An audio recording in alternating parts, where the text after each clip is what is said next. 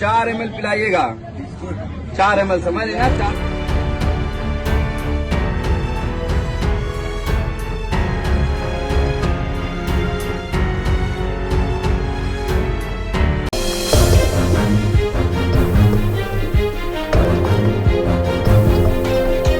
नमस्कार, आप देख रहे हैं नेशनल इंडिया न्यूज और मैं हूं आपके साथ सद्दाम करीमी। एक तरफ हमारे देश को एकता में अनेकता का देश कहा गया हो, लेकिन वो चीजें साफ तौर पे देखने को नहीं मिल रहा है। हालांकि हमारे भारत देश में, इस लोकतंत्र देश में डॉक्टर को भगवान का दर्जा दिया गया है, लेकिन किस तरह से डॉक्टर कफिल को एक अलीगढ़ मुस्लिम यूनिवर्सिटी में एक स्पीच के दौरान उस पर एक आरोप लगाकर उन्हें एनएसए की एक बड़ी संज्ञान धारा लगाकर उन्हें जेल में 5.5 महीने से मथुरा जेल में जो अभी बंद है। और इसी मुद्दे पर सिलसिलेवार तरीके से बारीकी से समझने के लिए आज हमारे साथ डॉक्टर सविस्ता खान, जो डॉक्टर कफिल की वाइफ है, वो हमारे साथ गोरखपुर से जुड़ चुकी है। मैम, बहुत बहुत स्वागत है आपका नेशनल इंडिया न्यूज चैनल पर। मैम, पहला सवाल और महत्वपूर्ण सवाल, हाल ही में एक वीडियो डॉक्टर कफिल का वायरल हुआ था। उन्होंने उसमें साफ तौर पर अपने उस वीडियो में कहा था कि हमें जान से मार देंगे, और उसमें कह रहे थे वो कि आप लोग आत्महत्या मत समझ लेना। तो इसको लेकर मतलब क्या ऐसी क्या परिस्थिति आ गई थी कि उन्हें इस तरह से वीडियो जारी कर कहना पड़ा? किस लोगों से उन्हें डर है कि वो जो जान पर खतरा बना हुआ है? देखिए, पहली बात तो ये है कि जिस इंसान ने गुनाह नहीं किया, उसको आप जेल में डाल दिए हैं और बिला वजह 5.5 महीने हो गए हैं, कोई अभी कार्रवाई नहीं हुई उसके ऊपर। तो काफी वो परेशान थे, और जिस तरह से आज का माहौल वो देख रहे हैं कि लोगों को मार देते हैं और एनकाउंटर बोल देते हैं कि लोग उनकी पोल पट्टी ना खोल पाए। तो हो सकता है इस वजह से भी डॉक्टर कपिल भी अंदर अंदर परेशान भी हो रहे हैं, और आजकल का माहौल देख के उन्होंने ऐसा बोला है कि हो सकता है कि उनको भी ऐसे मार के बोल दिया जाए कि उन्होंने आत्महत्या कर लिया, जो भी कर लिया। लेकिन मैं उनके साथ रहती हूँ, मैं जानती हूँ कि इतने वो बुज़दिल इंसान नहीं है, क्योंकि ऐसा कुछ भी वो नहीं कर सकते हैं। वो अपने हक के लिए लड़ रहे हैं, वो लड़ेंगे और इंशाल्लाह और जल्दी वो निकलेंगे, लेकिन वो कभी भी अपने को नुकसान नहीं कर सकते हैं, वो आत्महत्या कभी भी नहीं कर सकते। तो मैम, इस बात से क्या समझा जाए कि डॉक्टर कपिल अगर एक समुदाय से है तो उसको ज्यादा टारगेट किया जा रहा है? क्या समझा जाए इस बात से? ये तो आप लोग अच्छी तरह से समझ सकते हैं ना कि आजकल किस समुदाय को टारगेट किया जा रहा है, किसको हम्म। क्या किया जा रहा है। हम ज्यादा तो आप लोगों को ज्यादा अच्छे से पता है, इसलिए इस टॉपिक पे मैं कुछ बोलना नहीं चाहती। आप हमसे अच्छे से ज्यादा समझ सकते हैं। हम्म। अच्छा मैम, एक पत्र भी वायरल हुआ था जिसमें उन्होंने अपनी दुख दर्द को लेकर उन्होंने बयान किया था उसमें, पत्र में।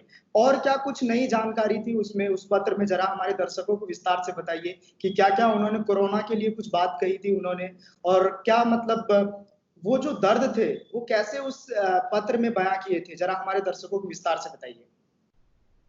जी, उसमें उन्होंने जो लेटर दिया था, उसमें उन्होंने मेनली तो एक डॉक्टर है, उन्होंने एक सबको एक एडवाइस दी थी कोरोना की तरफ से, कि एडवाइस दी थी कि जो हमारे लॉकडाउन चल रहे हैं, ये लॉकडाउन सिर्फ टेम्पररी होते हैं। ये लॉकडाउन इसलिए चला जाते हैं कि हम मतलब एक तरह से हम प्रिकॉशन ले सके कोरोना से। कोरोना को ट्रीट करने का नहीं होता है, कोरोना से प्रिकॉशन लेने का होता है कि ये। और उन्होंने बताया था कि तब वो स्टेज 3 पे कोरोना पहुंच चुका था, और वो स्टेज 4 पे पहुंच जाएगा। स्टेज 4 मीन्स एयरबॉर्न, तो वो एयर में भी आ सकता है, जिससे आपको कैसे प्रिकॉशन लेना है, हैंड सैनिटाइजर कैसे यूज करना है, मास्क कैसे यूज करना है, गैदरिंग में नहीं रहना है, सोशल डिस्टेंसिंग मेंटेन करनी, ये सब आपको प्रिकॉशन लेने पड़े। उन्होंने अपने लेटर में सब लिखा था।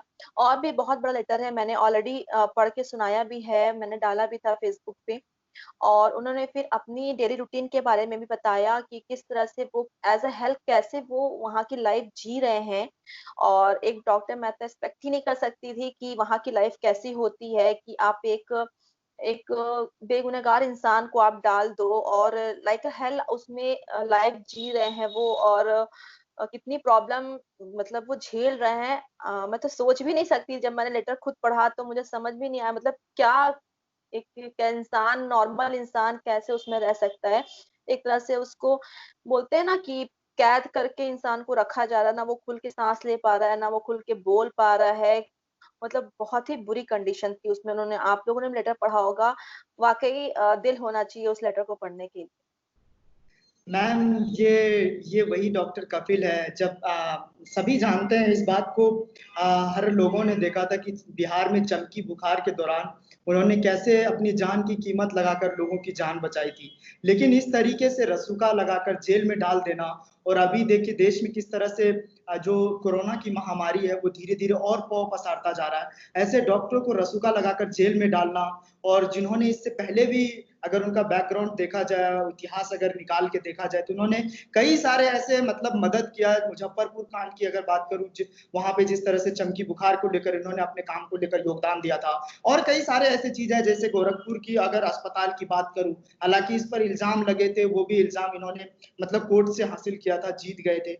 लेकिन इस तरीके से इस कोरोना महामारी के अंदर, और जो डॉक्टर को एक लोगों की मदद करनी चाहिए थी, जो लोग इलाज करते, उन्हें रसूखा लगाकर जेल में डाल देना, किस हद तक सही है?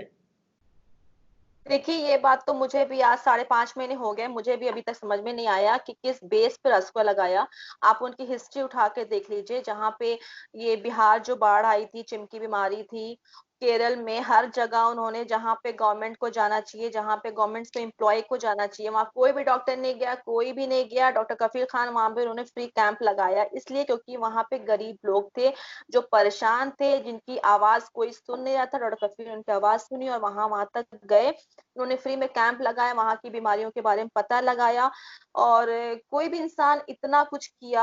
आप हर जगह उन्होंने दिल्ली में हर जगह कैंप लगाए, फ्री कैंप लगाए, सिर्फ उन गरीब बच्चों की मदद के लिए जिनके पास पैसे नहीं होते हैं, जिनकी माएँ बिना पैसे के इलाज में पैसे ना होने वजह से बच्चे खो दे रही हैं, एक माँ ही समझ सकती है। तो उस सब जगह उन्होंने लगाया, और उनकी हिस्ट्री वो आप खुद देखें कि उन्होंने हर जगह हेल्प की है, हर जगह मदद की है। आज भी मैं देखती हूँ कि कहीं भी कोई भी ज़रूरत पड़ती है तो वो हमेशा खड़े रहते हैं। और अब यही समझ में नहीं आता है कि ये सब देख के गवर्नमेंट इनके ऊपर रासुका लगा दी है कि किस बेस पे लगाई, ऐसा उन्होंने कौन सा क्राइम किया था कि इतनी बड़ी धारा लगा दी रासुका। 5.5 महीने हो गए, अभी तक मुझे समझ में नहीं आया और किसी की समझ में नहीं आ रहा है ये रासुका लगाई तो लगाई क्यों। डॉक्टर सबिस्ता खान, मैं आपसे समझना चाहूँगा, हमारे दर्शक भी समझना चाहते हैं कि जिस तरीके से डॉक्टर कपिल को 5.5 महीने से मथुरा जेल में बंद किया गया है, क्या कहीं से आपको कानूनी मदद मिल रही है? क्या परिवार वालों का क्या मतलब दुःख दर्द है? कैसे इस दर्द को आप हमारे नेशनल इंडिया न्यूज़ दर्शकों के सामने बयाँ करेंगे? देखिए, जो कानूनी जो मदद मिल रही है वो हमारा केस अभी हाई कोर्ट में चल रहा है, और मेनली लॉकडाउन की वजह से केस में बार-बार डिले होते जा रहा है। जबकि हमारे सुप्रीम कोर्ट का ऑर्डर भी आ चुका है कि इस केस की जल्दी से जल्दी हियरिंग हो। लेकिन कहते हैं ना कि सुप्रीम कोर्ट का ऑर्डर भी है, लेकिन हाई कोर्ट तो यूपी में ही है ना? तो वो डिले पे डिले हो रहा है, और लेकिन मुझे जुडिशरी पे मुझे विश्वास है, पूरा यकीन है कि 15 को हमारी नेक्स्ट हियरिंग है। इंशाल्लाह हमें सक्सेस हम हो जाएँ इंशाल्लाह। और फैमिली तो क्या है, फैमिली तो काफ़ी परेशान है बहुत। हम अपने जो परेशानियाँ हैं वो एक्सप्लेन तो हम नहीं कर सकते हैं, क्योंकि कोई वर्ड्स ही नहीं है उसको एक्सप्लेन करने का। और बच्ची है हमारी, छोटी बच्ची है, 4 साल की होने वाली है, वो रोज़ अपने पापा के बारे में पूछती है। और रोज़ काफ़ी परेशान रहती है, और रात में हमेशा वो अपने पापा की फ़ोटो देख के ही सोती है। और पापा को हाय बाय, पापा कब आएँगे पापा, तो हम लोग उससे झूठ बोलते हैं, हमेशा झूठ बोलते हैं कि पापा कोरोना का ट्रीटमेंट कर रहे हैं, दिल्ली गए हैं। अक्सर ही कैंप में बाहर जाते थे, तो हम उसको लगता है कि हाँ, पापा कोरोना का ट्रीटमेंट कर रहे हैं। उसको आज भी नहीं पता है कि पापा जेल में हैं, और वो समझदार हो गई है, उसके भी दिमाग पे असर पड़ेगा, इसलिए हम लोग कुछ उसे बोलते नहीं है। और लेकिन आज भी वो बंदी रोज रात में जब भी वो सोती है तो हमेशा पूछती है पापा कब आएंगे, पापा की फोटो दिखा दीजिए, पापा का वीडियो दिखा दीजिए। फिर पापा को प्यार करके वो सोएगी, और दिन भर में 10 बार वो पूछती ही पूछती है।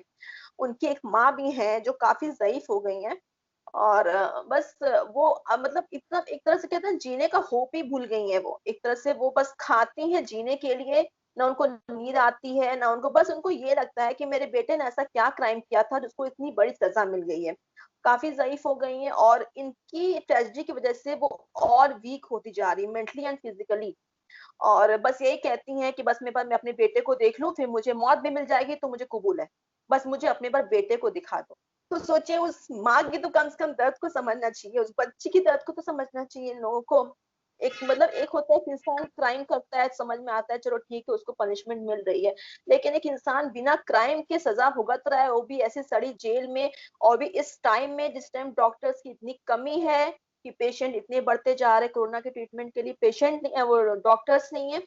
तो और उस टाइम एक जो हेल्पफुल एक डॉक्टर होता है, जो अपनी फैमिली की फिक्र ना करके उन गरीबों की फिक्र के लिए जान दे देता है, उस डॉक्टर को आप जेल में डाल के रखें। बिल्कुल डॉक्टर शबिस्ता खान, मैं इस दर्द को समझ सकता हूँ, आपकी फैमिली के दर्द को समझ सकता हूँ। लेकिन आखिर में एक चलते-चलते एक सवाल कि हमारे चैनल के माध्यम से सरकार से कुछ अपील, न्यायाधीश पे कुछ भरोसा है तो उसको लेकर कुछ अपील? देखिए, हम चैनल साब आप सबके बहुत-बहुत शुक्रगुज़ार हैं कि आप हमारी आवाज़ बन के हमारी बातों को वहाँ तक पहुँचाएँ और बहुत लोगों ने हमें सपोर्ट भी किया है, हम उसके लिए उनके लिए बहुत शुक्रगुज़ार हैं, बहुत-बहुत दिल से शुक्रिया। क्योंकि एक आप लोग ही हैं जो हमारी आवाज़ बन के गवर्नमेंट तक पहुँच सकते हैं, जुडिशरी तक पहुँच सकते हैं। बस मैं यही उम्मीद करती हूँ कि डॉक्टर कफ़ील को जल्द से जल्द रिहा किया जाए क्योंकि उनकी कोई गलती नहीं है। उनके ऊपर एनएचए बेवजह लगा हुआ है और उनको जल्द से जल्द रिहा किया जाए और उनको फिर से मतलब वापस वो आएँ और जिस तरह से बच्चों का इलाज कर रहे थे, जिस तरह से गरीबों की मदद कर रहे थे, वो फिर से मदद करें। बस हमारी यही रिक्वेस्ट है कि आप लोग आवाज़ उठाएँ, हमारी आवाज़ बनें और जल्द से जल्द डॉक्टर कफ़ील को रिहा करें। मैम एक छोटा सवाल बस 10 सेकंड मैं आपसे लूँगा बस, कि जिस तरीके से एक तरफ सोशल मीडिया पे बात कही जा रही है, डॉक्टर कपिल की रिहा की माँग की जा रही है। वही डॉक्टर कपिल जिन्होंने इतनी सारी मदद किया लोगों का चमकी बुखार में हो, चाहे इतने सारे उन्होंने मदद किया, लेकिन मेनस्ट्रीम मीडिया में इनकी बात क्यों नहीं होती है? क्या कहीं से शिकंजा कसा जा रहा है कि इस तरह से इन्हें प्रमुखता से न दिखाया जाए? कैसे देखते हैं आप इसको? मैं उनके बारे में क्या बोल सकती हूँ? मैं कह रही हूँ ना, आप लोग रिपोर्टर्स हैं, आप लोग हमसे ज़्यादा अच्छे से जानते हैं। कुछ भी बोलो तो यहाँ आवाज़ बंद कर दी जाती है। मैं कह रही हूँ ना कि लेकिन बस मैं यही कहती हूँ कि अल्लाह पाक उनको भी अकल दे, वो भी हमारे लिए आवाज़ उठाएँ, क्योंकि अगर सच्चाई हार जाएगी तो फिर इंसान सच्चाई के लिए कभी लड़ेगा नहीं और हम मतलब एक होता है ना, सच्चाई की हमेशा जीत होती है, डिले ही हो लेकिन हो। तो ये हमारे साथ डॉक्टर शबिस्ता खान थी जो डॉक्टर कपिल की पत्नी है, जिन्होंने सभी सवालों के जवाब बारीकी अंदाज में दिए, जिनका साफ तौर पे कहना है कि जिस तरीके से डॉक्टर कपिल पर एनएसए की जो संज्ञान धारा लगाई गई है, वो कहीं न कहीं बेवजह है, बेगुनाह है डॉक्टर कपिल। तो मैं उम्मीद करता हूँ कि इस प्रोग्राम को सत्ता पक्ष के लोग भी देख रहे होंगे और इस दर्द को सुने, डॉक्टर कपिल की पत्नी की इस दर्द को सुने, उनकी फैमिली की दर्द को सुने, उनके बच्चे की इस दर्द को सुने कि वो बच्ची रोज़ाना जो है फ़ोटो देखकर पापा, पापा कह कर के वो सारी चीज़ें अपनी मतलब वो अभी इस बात को समझ भी नहीं पा रही है कि पापा कहाँ हैं। तो मैं उम्मीद करता हूँ कि सत्ता पक्ष के लोग इस प्रोग्राम को देखकर और डॉक्टर कपिल के जल्द से जल्द न्याय देने की गुज़ारिश कर सकते हैं।